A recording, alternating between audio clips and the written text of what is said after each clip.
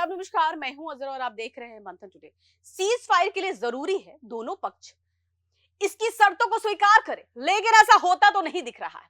Iran ने पश्चिम Asia युद्ध में अमेरिका को ऐसा फंसा दिया है कि ट्रंप ने एक तरफा सीज फायर कर दिया। ईरान सीज फायर बढ़ाने के लिए अर्जी नहीं डाली थी, वो तो अड़ा रहा जब तक हार्मोज की नाकाबंदी हटा नहीं लेते। अमेरिका से बातचीत नहीं होगी। अमेरिका और ईरान के बीच जारी तनाव के बीच अमेरिकी राष्ट्रपति ट्रंप ने कई बार ईरान को युद्ध की धमकी दी। हाल ही में 14 दिनों की सीज फायर की अवधि खत्म होने के बाद ट्रंप ने इसे बढ़ा दिया है, लेकिन ईरान इसे स्वीकार करने को तैयार नहीं है। ईरानी संसद के स्पीकर मोहम्मद बागैर गालिबाफ के सलाहकार मेहदी मोहम्मदी ने ट्रंप के युद्ध विराम बढ़ाने के ऐलान पर सवाल उठाया है। मेहदी मोहम्मदी ने कहा कि ट्रंप का युद्ध विराम बढ़ाना किसी काम का नहीं है। उन्होंने सोशल मीडिया प्लेटफॉर्म एक्स पर लिखा कि हारने वाले पक्ष शर्त तय नहीं कर सकता। उनके मुताबिक घेराबंदी जारी रखने अभी बमबारी जैसा ही है और इसका जवाब सैन्य कार्रवाई से दिया जाना चाहिए। उन्होंने यह भी आरोप लगाया कि ट्रंप ने युद्ध विराम इसलिए बढ़ाया है ताकि अचानक हमले की तैयारी कर सके। मोहम्मदी ने कहा कि अब समय आ गया है कि ईरान खुद पहल करे। ईरान के संयुक्त राष्ट्र में स्थायी प्रतिनिधि आमिर सैयद इरवानी ने कहा कि जैसे ही अमेरिका ईरानी बंदरगाहों की नाकाबंदी खत्म करेगा, उसके बाद अगली दौर की बातचीत पाकिस्तान की राजधानी इस्लामाबाद में हो सकती है। उनका यह बयान ऐसे समय में आया है जब अमेरिकी राष्ट्रपति डोनाल्ड ट्रंप ने कहा कि ईरान के साथ सीज फायर तब तक बढ़ाया जाएगा जब तक तेहरान संघर्ष खत्म करने के लिए कोई ठोस प्रस्ताव पेश नहीं कर देता। हालांकि उन्होंने यह भी साफ किया कि अमेरिका ईरानी बंदरगाहों की नाकाबंदी जारी रखेगा। ट्रंप पिछले 51 दिनों में 34 से अधिक बार या तो ईरान जीत चुका है या फिर तहस नहस करने की धमकी दे चुका है।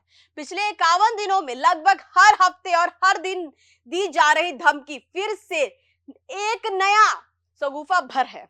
पाकिस्तान में अमेरिका और ईरान के बीच वाली दूसरे दौर की बातचीत टलने की वजह ईरान की चुप्पी बताई जा रही है। सीएनएन के मुताबिक इसके फेल होने की असल वजह यह थी कि ट्रंप सरकार को ईरान की तरफ से कोई जवाब नहीं मिल रहा था।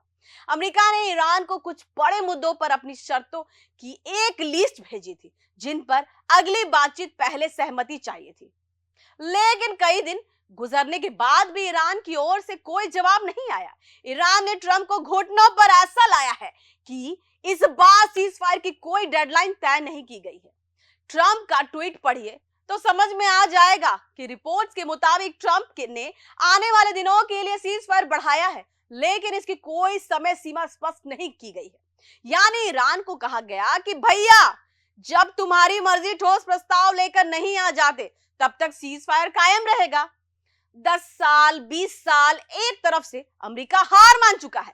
40 दिन की लड़ाई में इतना पिटाई किया कि अमेरिका समझ गया कि ईरान से लड़ना बस की बात नहीं है। वह ट्रंप जिसकी धमकी से दुनिया में जंग रुक जाती थी, दो देश लड़ रहे होते तो सिर्फ ट्रंप के ट्वीट से कांप जाता था। उस ट्रंप को ईरान ने पसीना छुड़ा दिया। देखिए ईरान की हिम्मत। ट्रंप की धमकी के बीच मंगलवार रात तेहरान के बीच स्कायर में सरकार समर्थक रैली के दौरान एक बैलिस्टिक मिसाइल के प्रदर्शन किया। ये जानकारी ईरान के सरकारी मीडिया ने दी है। तस्वीरों में लोगों को झंडा लहराते हुए दिखाया गया, जिसके पास ईरान की खोरर मशहर 4 मीडियम रेंज बैलिस्टिक मिसाइल रखी गई थी। इसी तरह के मिसाइल प्रदर्शन देश के अन्य शहरों में भी किया गया। ईरान के एक सैन्य कमांडर ने खाड़ी क्षेत्र के देशों को कड़ी चेतावनी दी है। उन्होंने कहा कि अगर उनके इलाकों या सैन्य ठिकानों का इस्तेमाल ईरान पर हमले के लिए किया गया तो मिडिल ईस्ट में तेल उत्पादन बंद होने की नौबत आ सकती है।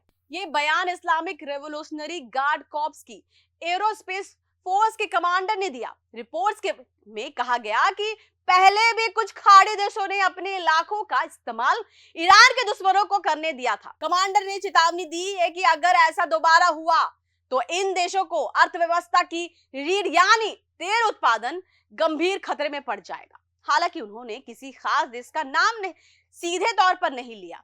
कमांडर ने कहा कि ईरान अब सिर्फ सैन्य ठिकानों पर हमला नहीं करेगा, बल्कि पूरा मिडिल ईस्ट के तेल ठिकानों और रिफाइनरी पर भी हमले करेगा। ये रैली ऐसे समय में हुई जब 2 हफ्तों की सीज फायर खत्म होने वाला था। जिसे अमेरिकी राष्ट्रपति डोनाल्ड ट्रंप ने आगे बढ़ा दिया। फिलहाल इतना ही। देश विदेश की ताजा खबरों को देखने के लिए देखते रहिए मंथन टुडे। अगर आपने हमारे चैनल को सब्सक्राइब नहीं किया है तो अभी करें, लाइक करें, शेयर करें, फॉलो करें और ऐसे ही निष्पक्ष पत्रकारिता देखना तो देखते रहे मंथन टुडे। शुक्रिया।